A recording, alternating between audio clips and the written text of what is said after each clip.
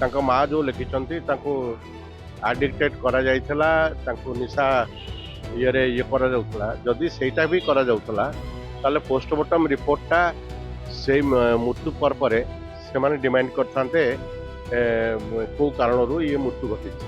ଗୋଟେ ଲୋକ ଯଦି ସ୍ଥିରତା ଭିତରେ ଅସ୍ଥିରତା ଭିତରେ ରହିବ ତାହେଲେ ନିଶ୍ଚିତ ଭାବରେ ବିଶୃଙ୍ଖଳା ହେବ। ଘରେ ଇଆଡ଼େ ବିଶୃଙ୍ଖଳା, ସ୍ତ୍ରୀ ତାଙ୍କଠୁ ଛାଡ଼ିକି ପଳେଇଛି, ମା ମାନେ ମଝିରେ ମଝିରେ କେବଳ ଥରେ ଆସନ୍ତି, ସିଏ ରହନ୍ତି ତାଙ୍କ ଗାଁରେ। ଏସବୁ ପାଇଁ ଦାୟୀ ପ୍ରଥମେ ଘର ଲୋକଙ୍କୁ ମୁଁ କହିବି। ଯେତେବେଳେ ଶରୀର ଅସୁସ୍ଥ ହେଲା, ମା ଯେତେବେଳେ ଜାଣିଲେ, ଶେଷ ପର୍ଯ୍ୟାୟରେ ସେମାନେ ସିନା ଆସିଲେ, ମା ଯେତେବେଳେ ଜାଣିଲେ ମୋ ପୁଅର ଦେହଟା ଏମିତି ଖରାପ ଅଛି କି ଅଛି, ସିଏ ତାଗିଦ କରେଇଥାନ୍ତେ। ଆମେ ମରିଗଲା ପରେ ତାପରେ ତାଙ୍କର ପ୍ରତିଟି କାର୍ଯ୍ୟକୁ ମୂଲ୍ୟାୟନ କରିବା, ଏଇଟା ମାନେ ଆଦୌ ନୁହଁ। ଶରୀରଟା ତଳେ ପୋତା ହେଇକି ରହିଛି, ଯଦି ପୋଲିସ କର୍ତ୍ତୃପକ୍ଷ, ଉଚ୍ଚ କର୍ତ୍ତୃପକ୍ଷ ସେ ଗୁରୁତ୍ୱ ଦେବେ, ତାହେଲେ ପୁଣି ମାଟିରୁ ଖୋଳା ହେଇକି ତାଙ୍କ ଡେଡ୍ ବଡି ବି ଆସିକି ପୁଣି କାର୍ଯ୍ୟାନୁଷ୍ଠାନ ହେଇପାରିବ।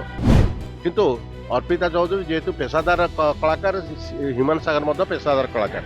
ଗୋଟେ କଳାକାର କଳାକାର ଯିବାଟା ଏଇଟା କିଛି ଅସଙ୍ଗତି ନାହିଁ। ମାନେ ମାସକ ପରେ ହ୍ୟୁମାନ ସାଗରଙ୍କ ମା ମର୍କତ ନଗର କଟକର ଥାନାରେ ଏଫଆଇଆର ଦେଇଛନ୍ତି। ସେ ଯେଉଁ ଷ୍ଟୁଡ଼ିଓରେ କାମ କରୁଥିଲେ, ସେ ଷ୍ଟୁଡ଼ିଓ ମାଲିକଠୁ ଆରମ୍ଭ କରିକି ତାଙ୍କର ହ୍ୟୁମାନ ସାଗରଙ୍କ ସ୍ତ୍ରୀ, ତାପରେ ଅର୍ପିତା ଚୌଧୁରୀ ଗାୟିକା, ମ୍ୟାନେଜର, ସମସ୍ତଙ୍କ ନାଁରେ ସେ ଯେଉଁ ସବୁ ଜିନିଷ ଶୁଣିବାକୁ ପାଇଲେ ତାଙ୍କ ବିରୁଦ୍ଧରେ ଏଫଆଇଆରଟା ଦେଇଛନ୍ତି। କିନ୍ତୁ ପୋଲିସ ବିଭିନ୍ନ ସମୟରେ ବିଭିନ୍ନ ଲୋକଙ୍କୁ ଡାକି ପଚାରିଲେ ନିଜ ବାହାରିଲେ ତା ବିରୁଦ୍ଧରେ ଆକ୍ସନ ନିଆଯିବ। ମୋଟାମୋଟି ଭାବରେ ହ୍ୟୁମାନ ସାଗର ତାଙ୍କ ନିଜର ଶରୀର ଅସୁସ୍ଥତା ଭିତରେ ତାଙ୍କ ମା ଯେଉଁ ଲେଖିଛନ୍ତି ତାଙ୍କୁ ଆଡିକ୍ଟେଡ୍ କରାଯାଇଥିଲା, ତାଙ୍କୁ ନିଶା ଇଏରେ କରାଯାଉଥିଲା। ଯଦି ସେଇଟା ବି କରାଯାଉଥିଲା ତାହେଲେ ପୋଷ୍ଟମର୍ଟମ ରିପୋର୍ଟଟା ସେଇ ମୃତ୍ୟୁ ପରେ ସେମାନେ ଡିମାଣ୍ଡ କରିଥାନ୍ତେ କେଉଁ କାରଣରୁ ଇଏ ମୃତ୍ୟୁ ଘଟିଛି। ସିଏ ତ ଦୀର୍ଘ ଡାକ୍ତରଖାନାରେ ଏମ୍ସ ଭଳିଆ ଗଭର୍ଣ୍ଣମେଣ୍ଟ ହସ୍ପିଟାଲରେ ଚିକିତ୍ସିତ ହେଉଥିଲେ। ସେଠି ଯେତେବେଳେ ଚିକିତ୍ସିତ ହେଉଥିଲେ ସେମାନେ ତାଙ୍କର ଅଲଗା ଟ୍ରିଟମେଣ୍ଟ କରୁଥିଲେ, ସେଥିରେ ସେ ଡ୍ରଗ୍ ଆଡିକ୍ଟ ବୋଲି ସେସବୁରେ କିଛି ନଥିଲା। ତାଙ୍କର ଯକୃତ ଜନିତ ରୋଗରେ ସେ ପ୍ରାୟ ବିଶେଷ ଭାବରେ ପୀଡ଼ିତ ଥିଲେ। ମୋଟାମୋଟି ଭାବେ ସେ ନିଜେ ରେଷ୍ଟଲେସ୍ ହେଇଯାଇଥିଲେ। ରେଷ୍ଟଲେସ୍ ଭିତରେ ବି ତାଙ୍କୁ ତାଙ୍କ ମ୍ୟାନେଜର ଯେଉଁ ସବୁ ଅନୁଷ୍ଠାନ ମାନଠୁ ଅର୍ଥ ନେଇଥିଲେ ଷ୍ଟେଜ୍ ଶୋ କରିବା ପାଇଁ, ଫିଲ୍ମ ପାଇଁ, ରାତିରେ ଷ୍ଟେଜ୍ ଶୋ, ଦିନରେ ଫିଲ୍ମ ପାଇଁ ଗୀତ ବୋଲିବା। ଗୋଟେ ଲୋକ ଯଦି ସ୍ଥିରତା ଭିତରେ ଅସ୍ଥିରତା ଭିତରେ ରହିବ ତାହେଲେ ନିଶ୍ଚିତ ଭାବରେ ବିଶୃଙ୍ଖଳା ହେବ। ଘରେ ଇଆଡ଼େ ବିଶୃଙ୍ଖଳା, ସ୍ତ୍ରୀ ତାଙ୍କଠୁ ଛାଡ଼ିକି ପଳେଇଛି, ମା ମାନେ ମଝିରେ ମଝିରେ କେବଳ ଥରେ ଆସନ୍ତି, ସିଏ ରହନ୍ତି ତାଙ୍କ ଗାଁରେ। ଏସବୁ ପରିସ୍ଥିତିକି ଆମେ ଲକ୍ଷ୍ୟ କଲେ ଜାଣିବା ଗୋଟେ କଳାକାର ର ସୃଜନଶୀଳ ପ୍ରତିଭାଟି ବହୁତ କମ୍ ବୟସରେ ବିଲୟ ଘଟିଲା। ଏସବୁ ପାଇଁ ଦାୟୀ ପ୍ରଥମେ ଘର ଲୋକଙ୍କୁ ମୁଁ କହିବି। ଯେତେବେଳେ ଶରୀର ଅସୁସ୍ଥ ହେଲା, ମା ଯେତେବେଳେ ଜାଣିଲେ, ଶେଷ ପର୍ଯ୍ୟାୟରେ ସେମାନେ ସିନା ଆସିଲେ, ମା ଯେତେବେଳେ ଜାଣିଲେ ମୋ ପୁଅର ଦେହଟା ଏମିତି ଖରାପ ଅଛି କି ଅଛି, ସିଏ ତାଗିଦ କରେଇଥାନ୍ତେ। ସେ କିଛିଟା ଗୀତ ବୋଲିବାରୁ ଟିକେ ନିବୃତ୍ତ ଥାନ୍ତେ, ମେଡିକାଲ ଟ୍ରିଟମେଣ୍ଟ ପରେ ତାପରେ ପୁଣି ପୁନରାୟ ଆସିଥାନ୍ତେ। ଏସବୁ ଦିଗକୁ ଯତ୍ନବାନ ହେଇଥିଲେ ହ୍ୟୁମାନ ସାଗର ମରିନଥାନ୍ତେ। ଆମେ ମରିଗଲା ପରେ ତାପରେ ତାଙ୍କର ପ୍ରତିଟି କାର୍ଯ୍ୟକୁ ମୂଲ୍ୟାୟନ କରିବା, ଏଇଟା ମାନେ ଆଦୌ ନୁହଁ। ହଁ, ମୂଲ୍ୟାୟନ କୋଉଟା କରାଯିବ, ତାଙ୍କର ସଙ୍ଗୀତକୁ କେହି ବାଦ ଦେଇପାରିବେ ନାହିଁ। କାରଣ 34 ବର୍ଷ ବୟସରେ ଯେତିକି ଗୀତ ସେ ବୋଲିଛନ୍ତି ସବୁ ଗୀତ ଗୁଡ଼ିକ ହୃଦୟସ୍ପର୍ଶୀ, ଆଉ ସମସ୍ତ ଗୀତ ତାଙ୍କର ଲାଇଫ ଟାଇମ ହିସାବରେ ସେ ଲୋକଙ୍କ ମନ ଭିତରେ ରହିଥିବ। ସେ ହେଉଛନ୍ତି ହ୍ୟୁମାନ ସାଗର, ସେଇ ହିସାବରେ ସେ ସବୁ କାର୍ଯ୍ୟ କରୁଛନ୍ତି। ତେଣୁକରି ମାଙ୍କ କଥାଟା ଠିକ। ଅନେକ ଦିନ ପରେ, ମାସେ 1.5 ମାସ ପରେ ଏଫଆଇଆର ଦେଲେ। ସେ ତାଙ୍କର ବଡିଟା ତ ଅଲରେଡି ମାନେ ପୋଷ୍ଟମର୍ଟମ ହେଇନାହିଁ, सी तो बॉडी तो माने शरीर तले पोता ହେଇକି ରହିଛି ଯଦି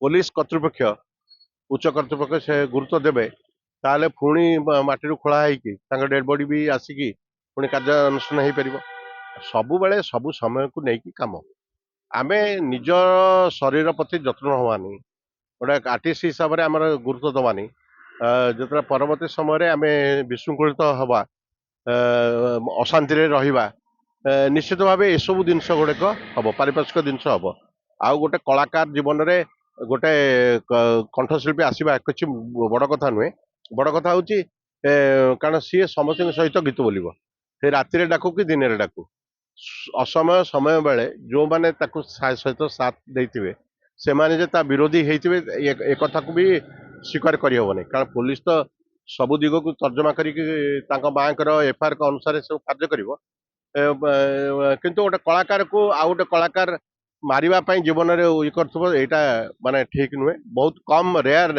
अच्छा गोटे हूँ माने सुशांत महांती सी जिते ये करते भल कंठशिल्पी थे भल म्यूजिक डायरेक्टर थे सहपाठी मारिदे ता अर्थ कौन सबू क्षेत्र में यू जिन किंतु ह्यूमन सागर क्षेत्र में अलग ह्यूमन सागर गोटे पपुलर कंठशिल्पी थे आ कम स्पान भितर बहुत गुड़े सुनाम अर्जक थे से निजक जदि निजे सुरक्षित कर रखी था निज शरीर प्रति दायित्वबोधर सहित कार्य करते आमे क्या दोष दबाटा ठीक नुहे यहीटा केवल आखिदृशिया हम सीना किंतु परोक्ष एमाने कौन प्रकार कारण से सब कैश नहीं कौन सी ट्रांजैक्शन चेक रे नथिबो कारण सब अनुष्ठान कैश रे दियंती पूजा अनुष्ठान टिक जहाँ आदाय करते से अनुसार पारिश्रमिक देखिकी देते से भी जो मैंने आकम्पानिस्ट अच्छा सहित आउ जो मैंने मेल फिमेल कंठशिल्पी थे से सी सब पैसा दौथे तेणुक ह्यूमन सागर व्यक्तिगत स्तर में मु भावुँ भल लोक थिला किंतु ता परवर्ती मृत्यु पर ता विरुद्ध रे सब प्रकार जो प्रकार आलिगेशन यहाँ तो यथार्थता नहीं पुलिस अनुसंधान करुच्ची अनुसंधान रे पूरा खुलासा हो किए भल किए मंद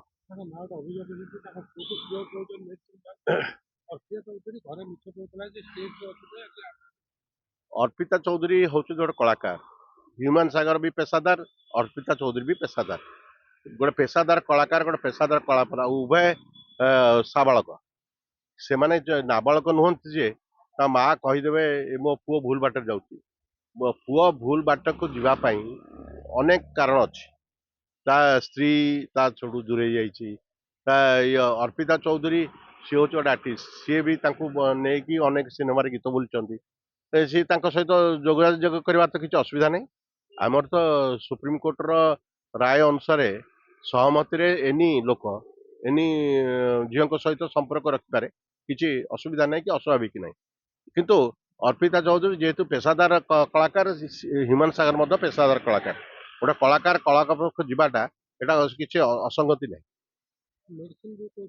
मेडिसिन से तो से दिन मला जदि माँ आज जोटा कथाटा लिखिले से मृत्यु पर पोस्टमार्टम करते पोस्टमार्टम करते जना पड़ी था डाक्तर मैंने जापारि था यहाँ कौ कारण ए लोक मरीची आउ से कथाटा को परवर्ती समय 1.5 मास भावी चिंतिक लिखा यहीटा गोटे हाँ साधारण भाव में यहाँ गोटे लोकंर जो सन्देह बुझुची से सन्देहटा दूरीभूत हम